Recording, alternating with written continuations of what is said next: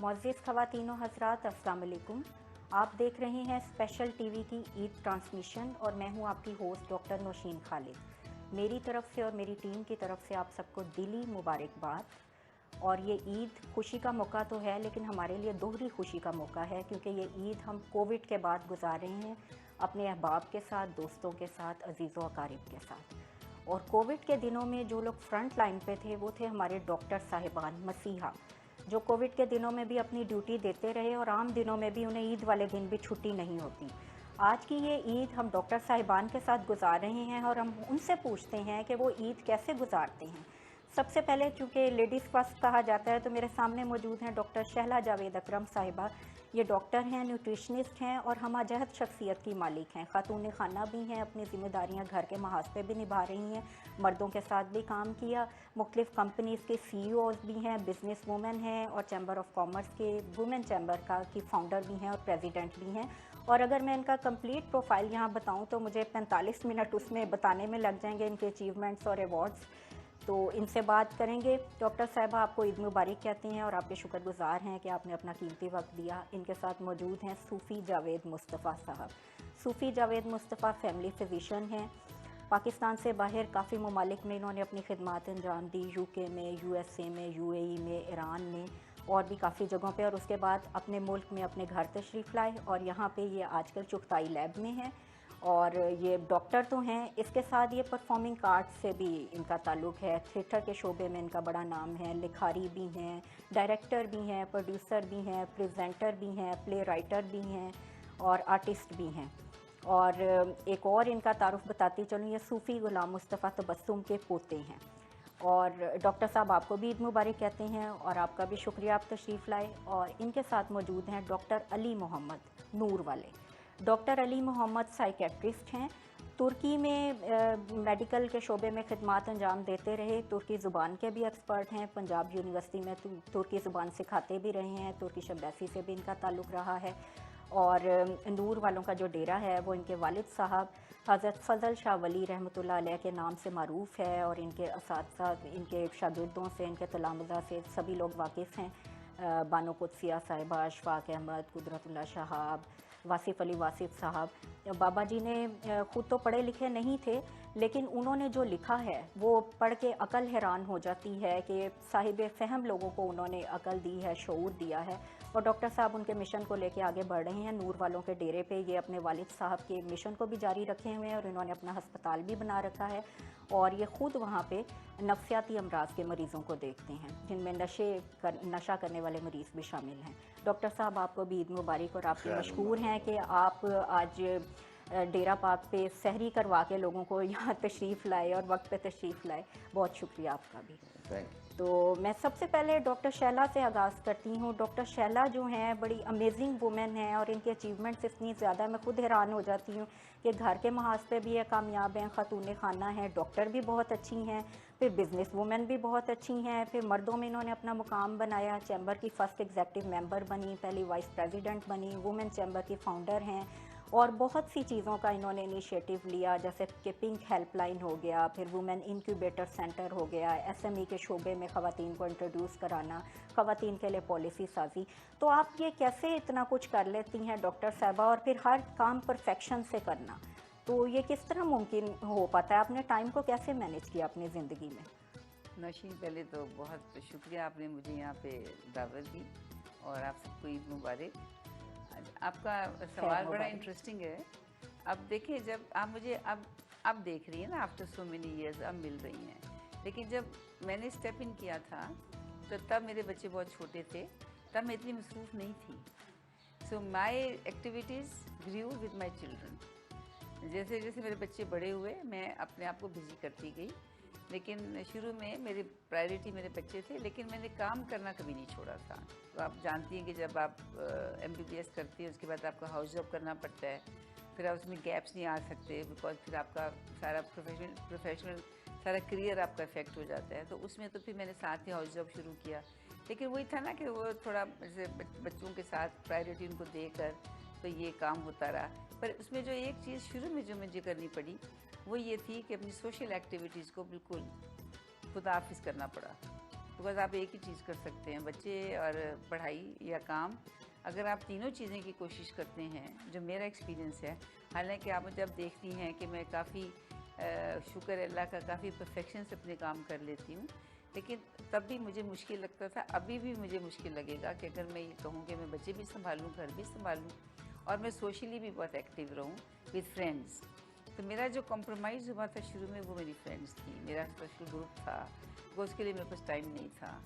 तो साथ साथ जैसे फिर हम बाहर चले गए, बाहर पढ़ने चले गए, 5-6 साल हम वहाँ पे रहे। तो वहाँ पे तो इतना सोशल ग्रुप आपको इफ़ेक्ट नहीं करता, बिकॉज आप बिल्कुल ही नए होते उस जगह में, यूके में नोबडी नोज़ यू। तो it was like okay for me and my husband कि हम अपना पढ़ाई और बच्चे और काम करते थे, और socially we were like not very active because it takes time दूसरे मुल्क में अपने आप को ना सोशली ग्रो एडजस्ट करना। हाँ जी। तो उसके बाद फिर जब पाकिस्तान आए, फिर वही रूटीन चलती रही, जैसे बच्चे बड़े होते गए मैं बिज़ी होती गई। लेकिन उसमें मैं आपको एक बड़ी इंटरेस्टिंग बात बता सकती हूँ कि जैसे आपने सवाल किया, तो बाकी लोग ये ना समझे, सुनने वाले हैं कि शायद मैं मतलब ऐसी सरसरी बात कर रही हूँ। उसमें जब मेरा फर्स्ट प्रोजेक्ट था मेरा हॉस्पिटल। तो जब हॉस्पिटल बनाया, दैट वाज इन 1989। जब हॉस्पिटल बनाया तो वो I was like the second और थर्ड वन इन लाहौर जिसने एक प्राइवेट हॉस्पिटल बनाया, लेकिन एमरजेंसी बेस्ड हॉस्पिटल मेरा पहला था। एमरजेंसी बेस्ड हॉस्पिटल का मतलब ये है कि उसमें आप 24 घंटे you have to be on your toes. अच्छा, वो बन तो गया, जब बना लिया तो अनप्लैंड बनाया, बिकॉज मेरे हस्बैंड का आइडिया था, तो आई वाज जस्ट लाइक, मैं सिर्फ ऑब्जर्व कर रही थी कि वो क्या कर रहे हैं। जब बन गया तो माय हस्बैंड सेड कि अब चलाएगा इसको कौन, बना तो दिया मैंने, तो मैं तो नहीं चला सकता।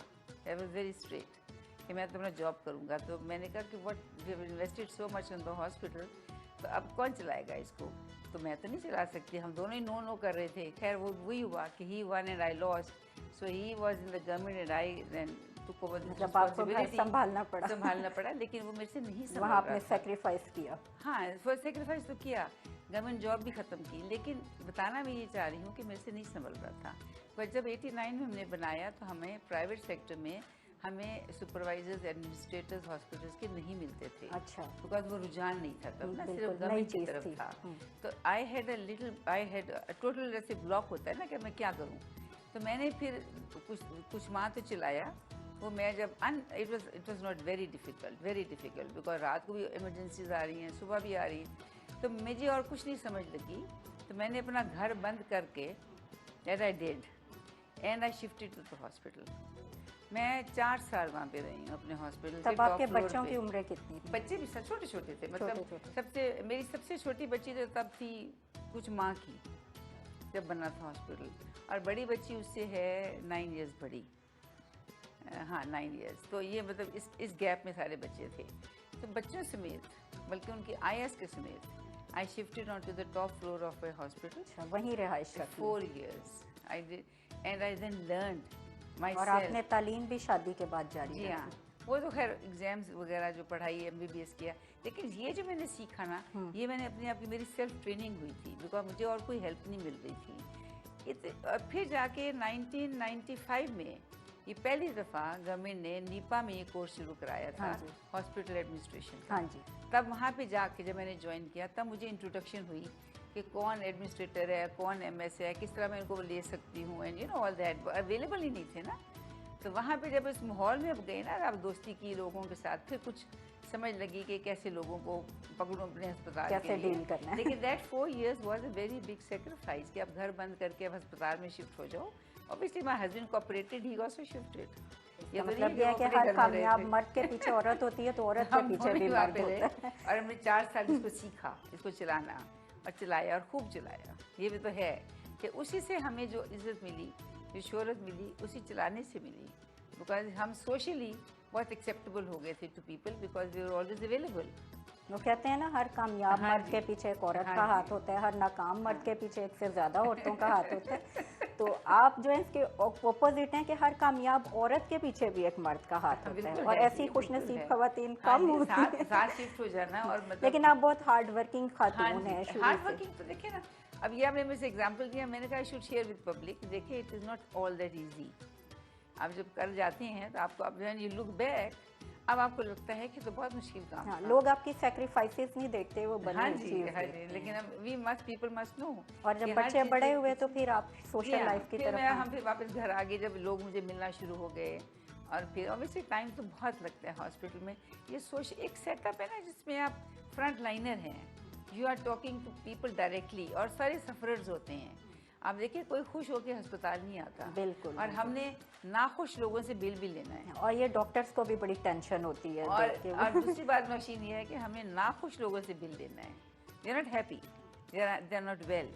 होटल में तो जाके दे देंगे पैसे, लेकिन हॉस्पिटल्स में उनको बहुत दुखता है कि एक तो बीमार हैं ऊपर से पैसे भी दें। पैसे भी तो you know this not a good thing. और हमने उनकी खिदमत करनी, हमने पैसे लेने ये अब सवाल डॉक्टर साहब से मैं करूंगी, ये जो कर रही हैं कि डॉक्टरों को पैसे देते हुए लोग सोचते हैं कि एक तो हम बीमार हैं, एक पैसे दें, और दूसरा ये जो अभी बात कर रही थी कि हमने टेंशन को देखना होता है। लोग बीमारियां, टेंशन, आप तो नफ्सियात के मरीजों को देखते हैं, तो क्या ये आपके जहन पे भी असर होता है इन चीज़ों का जो आप बीमारियां देखते हैं? क्योंकि आप भी इंसान तो होते हैं ना, मसीहा तो होते हैं लेकिन इंसान तो होते हैं, और हर वक्त वो देखना, फिर साथ आपके पास लोग अपने ज़ाती मसाइल लेके भी आते हैं।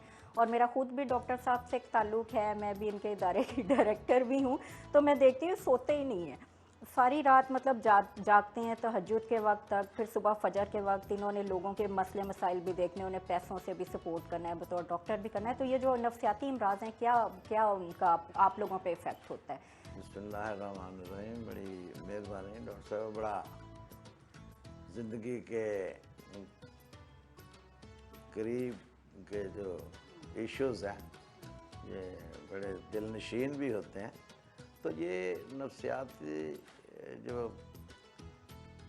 जब हम बात करते हैं किसी मसाइल पे, तो बंदे को इसमें बड़ी दिलचस्पी है कि थोड़ा सा इंसान उसमें खुद सब्जेक्टिव होता है, क्योंकि ऐसे लगता है कि जब हम बात करते हैं तो हर सुनने वाला बंदा कहता है कि शायद मेरे मतलब की कुछ बात हो रही है, कुछ इस तरह की। तो क्योंकि हमारे पास तो ये लोग इस तरह होते हैं, थोड़े से एबनॉर्मल केस होते हैं, तो उनके लिए कुछ आम डॉक्टर से कुछ ज़्यादा जज़ब की तवज्जो कैफियत चाहिए। डॉक्टर में होनी चाहिए, क्योंकि उन पर माए कोई कानून लागू होता है, तो इसलिए उनसे एहतियात भी ज़रूरी होती है। तो ऐसे मरीज़ों को फिर ज़रा हम्बल जो होते हैं, गुड लिसनर हमारे मतलब टॉलरेंस होनी चाहिए टॉलरेंस डॉक्टर। होने चाहिए, तो फिर उससे मरीज़ की शिफा याबी की तरफ एक रास्ता डॉक्टर निकलता है। साहब, ये मेरा भी आपसे सवाल है। जी जैसे आप सारा दिन पेशेंट्स को भी देखते हैं, मुरीद भी आते हैं, आपको कोई गुस्से में भी बात कर देते हैं, अच्छे बुरे बहुत लोगों से हर वक्त मिलना जुलना होता है, तो कैसे अपने मिजाज को कंट्रोल में रखा बस जाए, एक- गुस्से पे काबू पाया जाए, और मतलब आप खुश भी रहें, डिप्रेशन में भी ना आए, क्या उसकी टिप है? ये वालिद ग्रामी कदर बाबा जी नूर वाले बोला करते थे, कोई भी आ जाना बंदा, किसी ने भी कितनी बड़ी भी गुस्ताखी कर देनी, तो वो नाला नहीं होते थे, बल्कि करीब रहने वाले लोगों को थोड़ा सा अग्रेसिव होना उन्होंने मना फरमा देना। उनके सुबह से इतने सिफ्तो सना करने वाले आ रहे हैं, ये अगर एक बंदा इस तरह का आ गया, इसको भी अल्लाह की तरफ से समझो। तो वो एक लफ्ज़ बोला करते थे कि कमी इल्म से ये सारी बातें होती हैं, अगर साहिब इल्म हो तो ये इस किस्म की बात ही ना करे। आप इस बात को अगर गौर करें तो ये सीरत नबी तक ये बात जा मिलती है, क्योंकि वहाँ भी ऐसा ही मामला था। उन्होंने कहा कि ये जानते नहीं हैं, यानी ये ला इल्म है, इनको अल्लाह के बातों। ये औलिया इकराम का बहुत अच्छा तरीका है कि वो कहते हैं कि कोई नहीं, ये आते जाते रहेंगे, ये भी साहिब इल्म हो जाएंगे, अगर इनको बुरा ना लिया तो दूरी पैदा हो जाएगी। ये दूरी का लफ्ज़ जो है ये मजाजी है, और हजूरी जो है उसके लिए बंदे को मुतासर करने के लिए इंसान के पास डॉक्टर एक साहब, हजूरी को ज़रा एक्सप्लेन करें। हाँ, दूरी और हजूरी का हजूरी में कुर्ब के मानों में। अच्छा, तो कुर्ब उस सिर्फ वो एक आपकी प्योर जज्बा जो है, सर्विस ऑफ ह्यूमैनिटी। हाँ, तो ये सर्विसेज हम प्रोवाइड करते हैं। एक ये सर्विस है कि हम उसकी सर्विस के बदले कुछ हम उससे कुछ गेन कर लेते हैं, पैसे मुआवजा। तो असल में खिदमत का मुआवजा होता नहीं है। तो खिदमत का ना कोई मुआवजा दे ही सकता है, खिदमत का मुआवजा तो खिदमत ही है। तो ये जो जैसे आपने सवाल किया कि मरीज़ समझते कि पैसे हमने दे दिए, तो ऐसा सोचना नहीं चाहिए कि वक्त जो है इसकी तो कोई कीमत नहीं है। ये तो अल्लाह ताला ने अता भी हमें बग़ैर कीमत के किया है और ना ही इसकी कोई कीमत दे सकता है। ये तो बहुत बड़ी सेक्रीफाइंग है जो शख्स किसी को अपना वक्त जो है वो कुर्बान कर देता है, और फिर सिर्फ वक्त ही नहीं, उस वक्त में खिदमत का अंसर भी शामिल हाल हो जाए, तो ये तो बड़ी मुबारक बात है। ये तो बाबा जी फरमाया करते थे कि खिदमत तो खुश नसीबों को नसीब होती है, हर बंदे को तो खिदमत नसीब जिस नहीं पे अल्लाह होती। राज़ी हो जाए उसे खिदमत नसीब हो जाए। अच्छा, मैं अब डॉक्टर जावेद मुस्तफ़ा की तरफ आती हूँ। आपने अपने वालिद साहब का जिक्र किया, ये भी सूफ़ी साहब के पोते हैं, और अब तो इनके बच्चे जवान हैं तो ज़ाहिर है बच्चों को ईदी देते होंगे, और लेकिन सबसे अच्छा प्राइम टाइम तो वो होता है जब आपको ईदी मिलती है। तो आपको अपने बचपन की कोई याद, जब आपके दादा के साथ आपके कैसे ताल्लुकात थे, ईद जब आप मनाते थे? और हम मतलब पूरा पाकिस्तान जो है ना, पूरे पाकिस्तान के बच्चे उन्हें पढ़ते हैं, एक था लड़का टोट बटोट और 5 चूहे घर से निकले करने चले शिकार। तो आपके तो वो दादा थे, आपके साथ उनका बचपन में ताल्लुक कैसा था? जी बिल्कुल जैसा होता है दादा पोता का उसके साथ। और मैं चूँकि काफ़ी देर से बातें सुन रहा था डॉक्टर शैला साहब और काफी साहब, तो मैं भी थोड़ा सा क्योंकि डॉक्टरी भी मेरा पेशा है, तो मैंने कुछ 7 मुल्कों में काम किया। जी माशाल्लाह। उसमें आपने सारे नाम तो हाँ जी, गिनवाए, लेकिन UAE, उसमें वो UK। शामिल नहीं है यूएस से मैं नहीं गया हूँ, यूएस से मेरे पास आ गया। अच्छा। वो कैसे मैं नहीं कहता। एक मरीज भी पूछ रहे थे कि आपने यूएस से क्या निकला, तो मैंने कहा डॉक्टर साहब ये पॉलिटिकल ना हो जाए कोई हम पे यूएस से ऐसे आ गए कि मैं तो यूएस से इधर कैसे आ गए? मैं मुलाजमत कर रहा था तवाम हॉस्पिटल है यूएई में यूएसए का हॉस्पिटल। ऑन्कोलॉजी का बहुत बड़ा अच्छा। सेंटर है, और जनरल बहुत बड़ा हॉस्पिटल है पूरे मिडिल ईस्ट का सेंटर ऑफ एक्सीलेंस। तो वो बेसिकली जॉन्स हॉपकिंस जो अमेरिका का नंबर 1 हॉस्पिटल समझा जाता है, वो उसके साथ अफिलिएटेड है। तो उसका सारा जो प्रोसेस है और पूरा उसका वो जॉन्स हॉपकिंस के स्टैंडर्ड पे है। तो वो जो बात कर रहे थे अली साहब की खिदमत का मुआवजा नहीं होता, टाइम वक्त, तो ये वहाँ पे उन्होंने साबित किया अमेरिकन ने कि वक्त जो है उसकी कीमत, जब आप पेशेंट को देखते हैं आप कितना टाइम देते हैं मरीज, तो उन्होंने उसको उसकी जो बिलिंग है, उसके जो पैसे हैं वो वक्त के हिसाब से होते हैं, लेवल 1 2 3 4, और वो आप फिर उसको कितना टाइम दे रहे हो। तो जो पाकिस्तान में जो प्रैक्टिस है 5,000 वाली 10,000 वाली, उसमें वो बस शक्ल देखते हैं और एक वक्त है सबसे करके। तो वो जितने बिजी डॉक्टर्स हैं, तो हमारे जो डॉक्टर हैं वो और उनमें और ये जो पीर फकीर होते हैं इनमें कोई फर्क नहीं। अच्छा। यानी वो किस भी तरह डॉक्टर लेते हैं नजराना, तो मरीज को देखते, तो मरीज यहाँ पे मुरीद है, अच्छा। मरीज नहीं है, मुरीद है। वो टाइम का कोई नहीं है, वो जाते हैं मैं तो अक्सर ये समझता हूँ कि मरीज जाते हैं उधर दवाई लेने या इलाज करवाने नहीं जाते। वो कहते हैं मैं फलां को गया सी जी, फलां जो डॉक्टर है बड़ा बड़ा, तो मैं क्यों उन्हें तनकी दसे, but he has told you. तो लाहौर में रहते हैं ना, तो यहाँ पंजाबी करते, कहते मैं एक साहब आए, उन्होंने तो 10 डॉक्टरों का नाम बताया बड़े बड़े, फलां प्रोफेसर। मैंने कहा मैं नहीं जानता, क्योंकि बड़ी मशरूम ग्रोथ इधर हुई है। तो वो पहले कहते हैं ना जरा 8 फुट हो तो शायद निकल जाए, उसी तरह से मेरी 8 फुट हो जो प्रोफेसर निकल जाए। अब हाल ये मरीज का कि ना उसको पता होता है कि मुझे कौन सी दवाई लेनी, लेकिन सेल्फ मेडिकेशन करनी है। अच्छा कौन सी दवाई दे रहा है बंदा, क्यों दे रहा है, ये दवाई बदली है तो क्यों बदली। तो ये चीज़ों के पैसे होते हैं। तो जो उन्होंने एक उनका सिस्टम है जो बिलिंग करते हैं, इंश्योरेंस ऑब्वियसली अमेरिकन ने एक और सिस्टम जो इंश्योरेंस का इंट्रोड्यूस किया, क्योंकि एनएचएस में नहीं था। जब यूके में आपने काम किया, मैंने भी काम किया वहाँ, तो यूके का सिस्टम जो है वो बहुत, मैं इन्फीरियर नहीं कहूँगा लेकिन बहुत डिफरेंट। अच्छा। और अब कब शायद उधर भी इंश्योरेंस कंपनीज आ गई हैं, लेकिन एनएचएस अभी तक फ्री है किधर, लेकिन अमेरिकन जो सिस्टम है वो इंश्योरेंस बेस्ड। अच्छा। जैसे यहाँ पे सेहत कार्ड इन्होंने निकाला, तो वो सेहत कार्ड, लेकिन वो यूनिवर्सल सेहत कार्ड है। अच्छा। ईरान में भी ऐसा ही है, यूएई में भी ऐसा ही है, खासतौर पर अबू धाबी के, वो आपके पास कार्ड है, you go to family physician, अपने मोहल्ले के डॉक्टर के पास जाते हैं, आप जितना टाइम वो आपको देगा, या किसी भी डॉक्टर अगर वो रेफर करता है कहीं और भी जाते हैं, जितना टाइम वो आपको देते हैं, उसमें हेल्थ एजुकेशन है, उसमें यानी आपको वो पूरी मेडिसिन आपकी रिकंसिलिएशन करता है, उसमें नर्सिंग भी इन्वॉल्व होती है, नर्सिंग भी बाहर बैठी होती है, वो भी देखती है पेशेंट को, वो भी ये सारा काम। तो जितना टाइम आप पेशेंट को दिया जाता है, किसी का छोटा सा काम है 5 मिनट लगे हैं, उसके लेवल और है, उसकी फीस और है।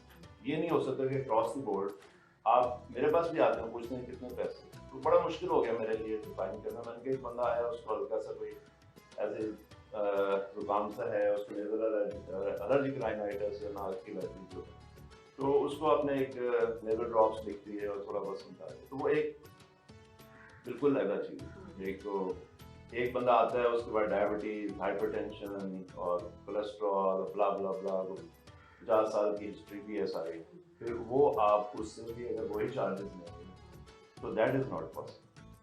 तो वो मुमकिन नहीं है कि वो आपका 1 घंटा भी ले लें। और फर्स्ट टाइम आते हैं ना, उनके पास पूरी रिपोर्टें होती हैं, ना उनके पास पूरी मेडिसिन होती हैं, वो आपका 1 घंटा ले जाते हैं, तो वो जस्टिफाइड है कि आप उससे भी 2000 ले रहे हैं, उससे भी 2000 ले रहे हैं, इट्स नॉट। तो ये आपको मिलते हैं एक ब्रेक के बाद।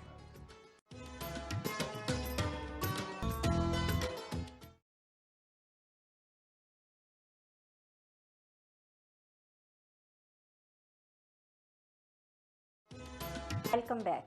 अच्छा डॉक्टर साहब, आप अपने बचपन का कोई वाकया हमारे साथ शेयर करें। बचपन में ईद कैसी गुजरती थी और दादा अब्बा के साथ कोई उनके हवाले से कोई याद ताज़ा करें जरा हमारे साथ नाज़रीन के साथ। बहुत मुझे लेके 40-50 साल 40 साल पहले, तो वो ये था कि दादा बच्चों के, आपको पता है कि उस्ताद भी थे, ये अशफाक साहब, इनका जिक्र हुआ, जिन लोगों का तो शाह, ये सब फर्स्ट बैच में थे गवर्नमेंट कॉलेज में लाहौर में, जब उर्दू की क्लासेस शुरू हुई उसमें 12 स्टूडेंट्स। अच्छा, तो ये वो बैच था। अच्छा, उस वक्त वो उस्ताद थे वहाँ, तो वो उस्ताद मेरे दादा, तो फारसी के हेड भी थे उस वक्त, हेड ऑफ डिपार्टमेंट थे। तो उनका खैर यूज़ वाले जो है साहब, उनकी तरफ भी आना जाना हुआ। अच्छा, और बचपन में जो हमारे घर में ईद के ऊपर सारे मिलने आते थे हमारे घर के पास, अहमद अदीब कासिम साहब थे, जदीद शिफाई साहब थे, मशहूर हुसैन जाद और शहजाद अहमद, बहुत सारे फिर दादा शागिर्द थे, किशोर नागिन, सुल्तान फैज साहब, फैज और नईम ताहिर, यास्मीन ताहिर, मतलब ये वो लोग थे जो वैसे भी आते जाते रहते थे, और खासतौर पर ईद के मौके पर ये शायर अदीब जितने भी लाहौर के, मतलब आपका बचपन में इन सब से मिलना इन सब से जुलना मिलना, बल्कि वो मुझे नाम से ज़्यादा मेरे निकनेम से वाकिफ थे।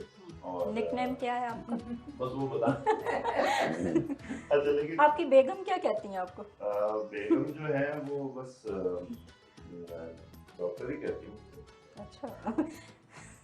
तो ये है कि जब बचपन ऐसा, फिर जो सबसे ज़्यादा मुझे याद है वो जोश मलिक वादी साहब, क्योंकि वो कराची से आते थे, कभी कभी तो ईद पे आए ना हमारे घर, और क्योंकि उनका ज़रा हुलिया जो था वो पजामा उनका होता था, तो चुस्त और कुर्ता भी उनका बड़ा खूबसूरत होता था। सबसे बड़ी बात है पांदा नहीं तो उनके पास। अच्छा। वो मेरे लिए ज़रा, हालांकि दादा के पास भी था, हाँ जी, लेकिन वो साथ लेके जाते थे हमारी तहजीब और सकाफत साथ लेके। तो, और वो पान हर वक्त होता था, बड़ी नस्तालिक बातें करते थे, तो मुझे इसलिए जो जरा बंदा थोड़ा सा हटके होता है वो ज़्यादा याद रह जाता है। तो इस तरह फिर दादा के शागिर्द ब्यूरोक्रेट से बहुत ज़्यादा फौज में थे, उनके जाने वाले। आपको भी वो नज़में सुनाते थे? लेकिन सबसे ज्यादा उन्होंने बच्चों के लिए बड़ी नज़में, सबसे सारे ज्यादा याद मुझे पाकिस्तान के वैसे बच्चों कुल्फी के वाला लिए। रह गया। अच्छा, कुल्फी वाला आइसक्रीम बनाते थे ना, वो उन दिनों घरों में बनाते थे, एक आला होता था ऐसे, हाँ जी, उसको घुमाते थे। वो अगर बहुत पीछे जाए छोड़ो तो उसमें मुझे वो बर्फी वाला ज्यादा याद है, अच्छा। वो कुल्फी और वो आइसक्रीम, तो वो घर का ही दूध, मलाई, रबड़ी, बादाम, ये वो सारे, तो वो उसी वो आम का सीजन होता था, तो आम डाल के आम की आइसक्रीम, तो वो आम बचे जो थे ना, बस ईद पे वो मेरे सारे कजन भी दादा बल्कि हम जो दादा के साथ रहते थे सन्नाबाद में, तो बहुत फिर उनके माशाल्लाह 8 बच्चे थे, और फिर आगे तो हम लोग 50-60 बंदे ना ईद पे इकट्ठे हो जाते थे। आपने संदूक में जो पेस्ट्रीज है वो नहीं बताई? तब वो संदूक में पेस्ट्रीज भी बिकती हैं। अच्छा, जी जी, ट्रक वाले वो वाला आपने पता है वो कि नहीं, तो हमारी अपनी बेचनी थी। ट्रक में जो बेचते मेरे हैं दादा ना, जो थे, ट्रक से। मेरे दादा जो थे वो ये पढ़ के डॉक्टर साहबा ने भी अपनी याद एक ताज़ा की। ट्रक में पेस्ट्री वाला आता था। ये हमारा कल्चर था ना। नहीं, उसमें हम लोग जाते थे, ये अंदरून शहर, वहाँ मेरे ननिहाल थे, तो वहाँ पे वो मिलती थी गश्कें, पर अजीब वो भी अभी भी मिलती हैं, अब अभी पता भी नहीं मिलती मिलते नहीं, हैं। वो हमने खाने पे तो दादा से डांट भी पड़ती थी, क्योंकि हमारी अपनी बेकरी थी एक। अच्छा, तो मेरे जो बुजुर्ग थे उनका ये बिजनेस था अमृतसर में, वो फिर यहाँ आ गए, तो यहाँ भी मेरे दादा के छोटे भाई की बेकरी थी, और दादा बच्चे पढ़ गए थे, जिसमें से गवर्नमेंट वाले पढ़ाते थे वो, तो वो लाहौर आ गए। तो वो बेकरी के आइटम्स जो थी ना हमारे घर में, बाकर खानियाँ, अब वैसे भी कश्मीरी हैं तो बाकर खानी और नहीं हम कश्मीरी चाय बनाते हैं, वो हम कहते हैं मौजूद है हमारा फैमिली, अच्छा मौजूद है। खटाई और नाम के भी है बेकरी। तो अभी एक हमारे अजीज हैं, उन्होंने सूफी खटाई के नाम से वो निकाली, वो ये सूफी सोप वाले, मतलब काफी लोग हमारे जो फैमिली जो स्टैंडर्ड कश्मीरी फैमिली और तो ये लोग बिजनेस में थे ज़्यादा। तो लेकिन दादा जो कि मेरे लाहौर आ गए और उन्होंने पढ़ा और पढ़ाना शुरू कर दिया, तो फिर उनकी औलाद भी है मेरे फादर। आपको ईदी मिलती थी सूफी साहब से? हाँ नहीं मिलती तो हम निकाल लेते हैं, कोई ऐसा मसला नहीं। तो दादा और बाकी- आपको उनकी कौन सी नज़म अच्छी लगती है? कोई नज़म रोमांटिक अच्छा शायरी? मजे की बात है, मैं कुछ भी छोटा शायरी? था तो मुझे उनकी नज़में, क्योंकि मेरे पे असर जरा थोड़ा सा वो, जो क्या कहना चाहिए, फिजरा मस्जिद थी हमारे घर के पास, तो मुल्ला हज़रात का बड़ा असर था, तो मैंने उन्हें कहना कि आप टोपी पहन के जाते थे ईद की हाँ। नमाज पढ़ने अपने? नहीं वो तो खैर ईद की नमाज तो बड़े दादा बाबा भी बड़े शौक से लेके जाते थे, बड़ी एहतमाम होता था हमारे, जो भी ग्राउंड है सन्नाबाद में होता था। तो सूफी साहब बड़े मिलनसार आदमी, उनको बच्चे बड़ा पसंद करते और वो बच्चों को बड़ा पसंद करते थे, तो वो फिर जाते थे तो तकरीबन जब तक ईदगाह खाली नहीं हो जाती थी तो सूफी साहब फारिग नहीं होते। जैसे बड़े तो अभी सियासत में भी इस्तेमाल होती है, एक साथ ईद करे एक बटे, लड़ने में से दोनों शेर, लड़ते लड़ते और होंगे 5 चूहे घर से निकले। 5 हुए घर से, वो तो वो तो बिगाड़ ही बहुत सारे, दिया ना हाँ, उन्होंने उनकी उसमें, नज़्म को। गलत इस्तेमाल हो सियासत में गया। इस्तेमाल आप हो इस पे केस कर दें। तो बस क्या करें। अच्छा मुझे तो और उनकी भी वो चीज़। बड़ी पसंद है, ये पुत्र हटाते नहीं विकते, हाँ वो दादा का और स्पेक्ट्रम मेरा बहुत बड़ा माही था। चेल तो मुझे चुकीला याद है है नी कि जब करनैल नी जरनैल नी। 66 में कि जब जन्म हुई तो दादा का, मैं तो बहुत ही खैर छोटा था, और मुझे इस बार इतना याद है कि जब वो लाइटें बंद करके होता था, हमला होता था इंडिया, तो अब ये 71 की है, 65 की मेमोरी है मुझे कि हम हमारे होती थी टेबल बड़ी डाइनिंग टेबल, वो रियल वुड की जो बनी होती, तो हम उसके नीचे छोड़ते और रोशनदान ब्लैक कर देते थे, ये मुझे उसकी मेमोरी है। लेकिन ईद जो होती थी ना बाहर, वो बड़ा मजेदार इवेंट होता था। फिर मेरी कुकियाँ रहती थी लॉज रोड पे अनारकली, वो अनारकली की वो कहते हैं ना रौनका, वो हम देखते थे। फिर मैं मेरे ननिहाल था अंदरून शहर में, दादा सलमाबाद में रहते, तो बस हम लोगों ने यानी पूरा पक्के लाहौरी। पक्के लाहौरी, और हमने बड़ा एंजॉय किया, हम हर तरह से एंजॉय करते थे। दादा बगैर वहाँ जा रहे हो तो ये नहीं खाना वो नहीं खाना, हम सारा कुछ एंजॉय करते थे। बोले आ रहे हो, पता नहीं कौन कौन सा केमिकल उसके ऊपर हमारे अंदर गया हो। हाँ जी, अब ये इसी से मेरे जहन में आया जो अभी आपने बात की है लाहौर के कल्चर पे, तो हम लाहौरी हैं, फूडी हैं, डॉक्टर शैला भी जो हैं पक्की लाहौरी हैं, और ये साथ डॉक्टर भी हैं, इनके शोहर भी डॉक्टर हैं और डाइटिशियन भी हैं। तो ये क्या घर में भी डाइटिंग शाइटिंग होती है या लाहौरी खाने बनते हैं? क्या आपके घर में ईद आप कैसे मनाते हैं, रमज़ान कैसे गुजारते हैं? सवाल पूछ लिया। ईद के दिन 30 रोजे रखने के बाद, अब डाइट की अगर मैं बात करूंगी ईद के रोज, तो लोगों को बहुत बात पसंद बुरा नहीं लगेगा। हाँ, डॉक्टर जावेद अकरम साहब माशाल्लाह, जो उनकी स्मार्टनेस है, मुझे लगता है कि आपने उनकी डाइट स्ट्रिक्ट डाइट का ये भी है। हाँ जी, तो देखिए ये जो है ना अपना सेहत का ख्याल, ये तो एक हमारा है ना, एक है कि ये आपके पेशे की वजह से मेरा तो है ही प्रोफेशन, लेकिन जनरली पब्लिक को भी इसकी बहुत अवेयरनेस अब होती जा रही है। हमारा काम ही ये है कि उनको अवेयरनेस देना। एक फ़िटनेस, और फिटनेस के 2 हिस्से होते हैं, एक फ़िज़िकल फ़िटनेस, एक आपका कि आपने खाया क्या है। मेंटल फिटनेस तो वो बताएंगे। फिज़िकल फिटनेस अगर मैं ये बात करूँ, और साथ आपने ईटिंग हैबिट्स आपकी क्या हैं, ये दोनों बहुत इंपॉर्टेंट हैं। और पंजाब में ख़ासकर फिटनेस, फिज़िकल फिटनेस पे बहुत ज़ोर कम है, और खाने पर बहुत ज़ोर ज़्यादा है। तो ये इसमें कोई लिहाज नहीं होता। अगर आप रमज़ान में अगर रिव्यू करो कि आपने 30 दिन क्या किया है, तो आपने वो तमाम खाया है चीज़ें, समोसे जो हर चीज़ वो पकोड़े, खाई ये तो है, हमारी हर खुराक का हिस्सा है ना। और और ईटिंग हैबिट्स इतनी बुरी, और जब रोज़ा खुल जाता है पहले तो आप ये सब लवाजमात, उसके बाद फिर आप 2 घंटे के बाद फिर से शुरू हो जाते हैं, फिर रात में जब तक आइसक्रीम नहीं खाएंगे आपका, फिर नहीं सोना आपने। तो ये जो ईटिंग हैबिट्स हैं रमज़ान की, ये बिल्कुल बड़ी डिफरेंट हो जाती है हमारी, और बहुत अनहेल्दी हो जाती हैं, अनहेल्दी हो जाती हैं। इबादत पे ज़ोर कम होता है, खाने पर ज़ोर ज़्यादा होता है। जब ऑब्वियसली जब इतना फुल स्टमक होगा, तो मेरा अपना ख्याल है कि इबादत भी होनी मुश्किल हो जाती है। तो अगर हम ये समझ लें कि ये इबादत का महीना है, ये खाने पीने का महीना नहीं, और ईद के रोज़ हमने खाना है, देन इट्स अ डिफरेंट। यानी आप कह रही हैं कि रोज़े को जो अगर हम उसकी असल रूह में देखें तो वो भी सेहत का एक प्रोग्राम है। है। बिकॉज देखें ये जो अगर आप देखें कि ये तो हमारा एक हम तो बहुत ज़्यादा बिलीव करते हैं ना जो भी है कुरान में लिखा हुआ और जो भी इस्लाम में बताया गया, लेकिन आप उसकी अगर स्टैंडिंग लें कि इसके जैसे लोग बाकी जो दुनिया जो मुस्लिम्स नहीं हैं वो आप प्रूफ करते हैं कि कुरान में जो भी लिखा हुआ है वो बिल्कुल मतलब बाय रिसर्चेस वो प्रूव करते हैं कि यही सही है। हाँ जी। अगर हम इस खाने की अब तो तरफ दुनिया आएं, भी जी मानना हाँ, शुरू हो गई हर है। चीज़ को उन्होंने एनालाइज किया, हर लाइन कुरान की एनालाइज हुई है तो और इसका मतलब उनको लोगों को बताने और फिर एक्सेप्ट करते हैं कि जो कुरान में है वही सही है। अब अगर हम खाने की तरफ आएँ तो आप देखें कि इसमें ना ये जो हमारा जो एक्सेस खाना है हमारा और ये जो रमज़ान में ख़ासकर ये एक हिंदूज़ में ये चल रहा था कि भाई वो आप कुछ दिन एक माह हर माह के शुरू दिन में वो करते थे फास्टिंग, जैसे सिर्फ पानी पीते थे या व्हाटएवर फल खाते थे और बाकी कुछ नहीं खाते थे। उसको वो कहते थे कि भाई हम अपना सिस्टम ओवरऑल कर रहे हैं, वॉश कर रहे हैं, जिसको हम कहते हैं ना हिंदू ये भी करते हैं। हाँ, वो भी व्रत रखते लेकिन हैं। हमें तो पूरा एक इतना अच्छा एक महीना मिल जाता है अपने आप को ओवरऑल करने का। तो अगर हम ये समझें कि हमें ये पूरा महीना इसलिए मिला है कि हम इबादत के साथ साथ अपने जिस्म को भी ओवरऑलिंग कर रहे हैं, उसको भी हम तैयार कर रहे हैं फॉर द नेक्स्ट 11 मंथ्स, तो then it's a different thing all together. लेकिन हम लोग ये नहीं सोचते, हम लोग तो कहते हैं कि महीना आए इसलिए कि हमने वो तमाम चीज़ें वो खानी है जो हम अदरवाइज हम नहीं इंजॉय करते। ये पाकिस्तानियों के और खासतौर पे हमारी लाहौरियों के और बहुत पंजाबियों ज़्यादा है। की। It's a lot. अब देखें कि अगर हम इस तरफ चलते जाएंगे न्यूट्रिशन में, तो मैं तो एक और भी बहुत सजेस्ट करती हूँ गवर्नमेंट को कि सब्सिडी देते हैं वो शुगर पर, सब्सिडी देनी चाहिए आटे पर, सब्सिडी देनी चाहिए बाकी ऐसी चीज़ों पर जो हेल्दी हैं। अब शुगर पर सब्सिडी देने का मतलब ये है कि हम शुगर को प्रमोट कर रहे हैं इन पीपल, और हम आपने उनकी बड़ी जो बात है की अपनी है। पब्लिक की वो मान रहे हैं। बजाय ये कि हम उनको सिखाएं कि sugar is now the major cause of cancer, ये तो प्रूव हो चुका है, लेकिन हम उसी पे सब्सिडी दे उसके जा रहे बजाय हैं हम गुड़ कि इस्तेमाल आप भी कर इसको सकते हैं, कोई शुगर अच्छा हम healthy हर बात alternative। सुनते हैं पब्लिक की, चाहे वो बेजा बात भी हो ना कि वो गलत।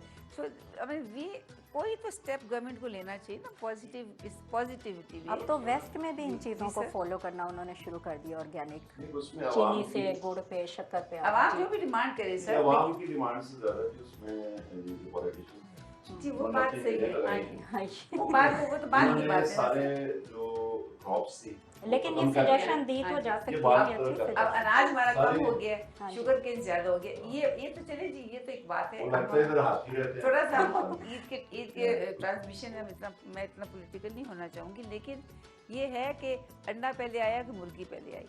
अब देखिए पब्लिक की डिमांड थी शुगर की, तो गवर्नमेंट में कुछ तो ऐसे इदारे होना चाहिए ना जो इसके खिलाफ बोलें, बिल्कुल। इस पे सब्सिडी नहीं डॉक्टर साहब हाँ पब्लिक जी। में तो फिर इनकी डिमांड है हाँ। Just ये है। हाँ, लेकिन वो अच्छी सजेशन, अच्छा, अच्छी अच्छा। बात कहीं से भी आ जाए, उसे ये होना एक्सेप्ट चाहिए, करना जी। चाहिए ना, वो बड़ा अच्छा पॉइंट। मतलब this is one of the topics जो मैं मुझे बड़ा very close to my heart कि आप ज़रा कि गवर्नमेंट को भी थोड़ी सी अवेयरनेस प्रोग्राम्स भी करने चाहिए, कोई ऐसी फ्यूचरिस्टिक आइडियाज़ भी होने चाहिए गवर्नमेंट के कि चूँकि ये अब जो शुगर है ये cause of cancer, cause of diabetes, हमारी डायबिटीज़ इस वक्त 22% हो गई है population। तायुष पे इतना भी तायुष तो है। अब वो है नहीं ना, मतलब गवर्नमेंट उसका ख्याल नहीं रखती ना, वो the government can't flow with the public, the government should always take a stand against the public. वो हमारे यहाँ होता है। पूरी दुनिया में हाँ जी, पूरी वही दुनिया में चले होता है जाएं, सर। आप हाँ वही जी। एंटर होते हैं तो आपको पैसे देने पड़ते हैं। Yeah. कंजेस्शन हाँ टैक्स है दुनिया के सारे शहरों हाँ में। जी, लाहौर में नहीं, हाँ जी। लाहौर में जो मर्जी आ जाए वो भी Please सही try है। it out. दें। हमारा फ्लो तो पब्लिक हम के तो साथ है, यकीन बिकॉज करेंगे। हम गुडी गुडी रहना चाहते हैं, गुडी-गुडी good रहना books, चाहते which वो is लाहौर bad। आए नहीं।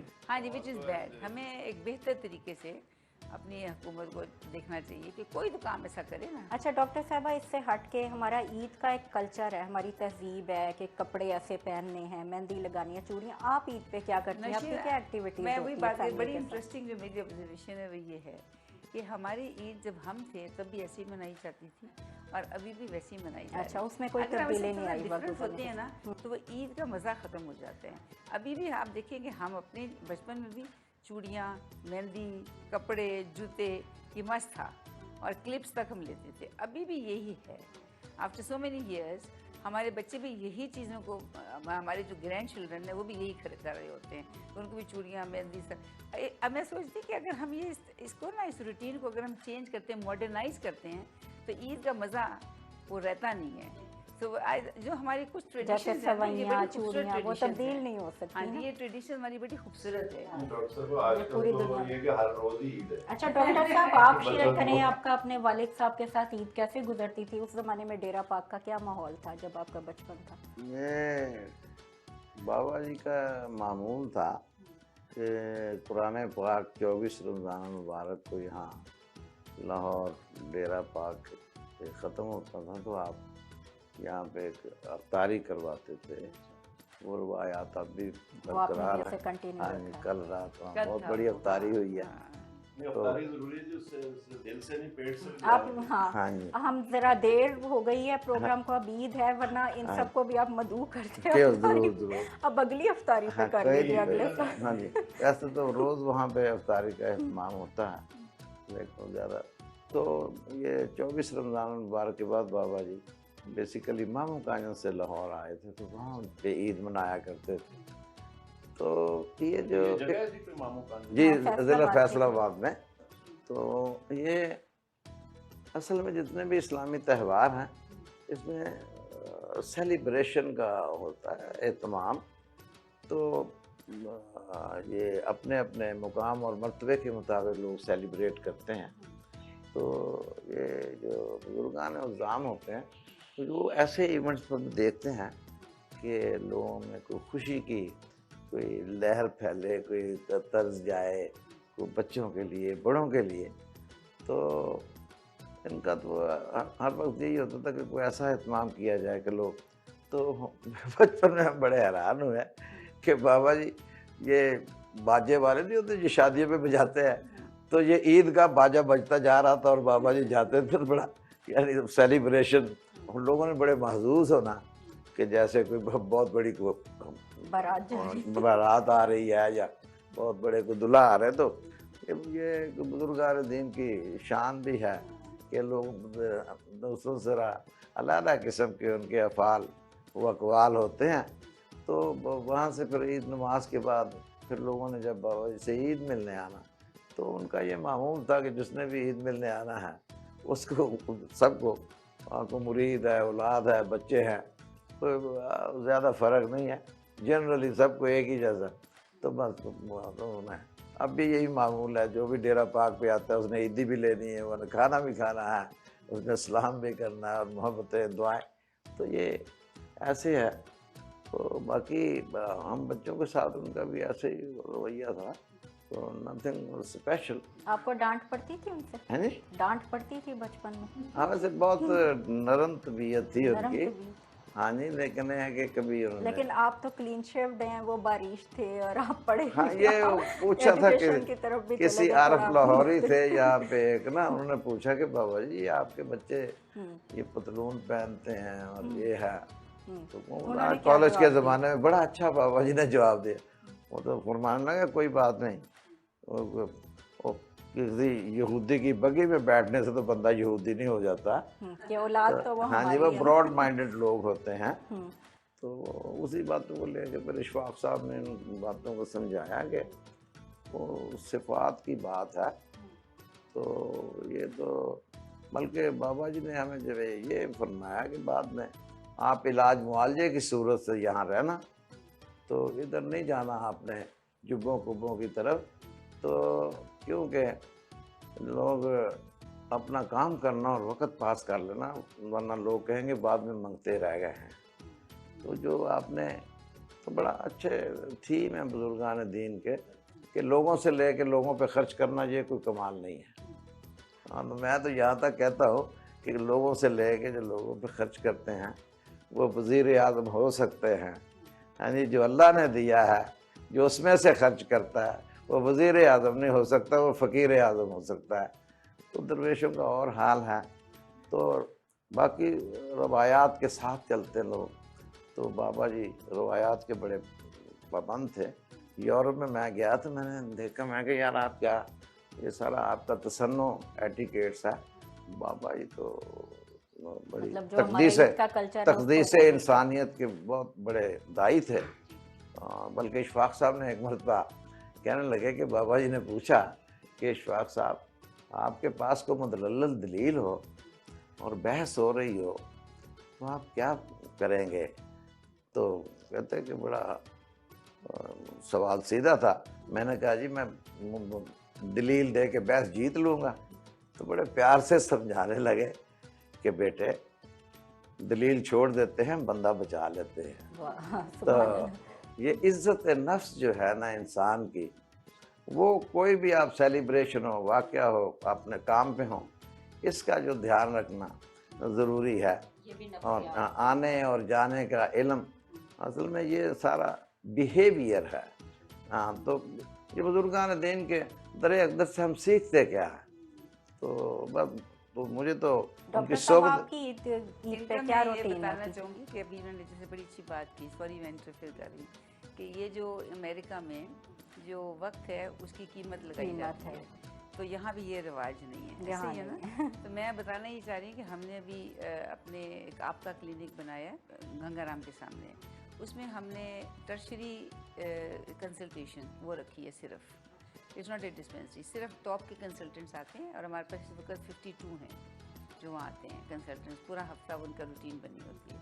अब उनको हमने ये अट्रैक्शन दी है कि जी जो आप वक्त लगाते हैं ना, आपका जो पेशेंट को आपने टाइम दिया, चार्ज तो करना नहीं, तो हम उनको सर्टिफिकेट देते हैं अच्छा, कि आपने अप्रिशिएट जैसे करने 100 के लिए मरीज देखा सर्टिफिकेट। महीने में और आपने एक मरीज़ का आपका 5000 है, तो आपने इंटू 5000 आपकी ये है charity, so we certify that. और इसमें फिर मैंने ये बात की अपने इनके साथ, मैंने इसका लेना था जामिया अशरफिया, क्या मुझे बताएं कि मैं दे सकती हूँ कि नहीं। हाँ, तो उनको भी थोड़ा टाइम लगा बताने में कि ये हम कर सकते हैं कि नहीं।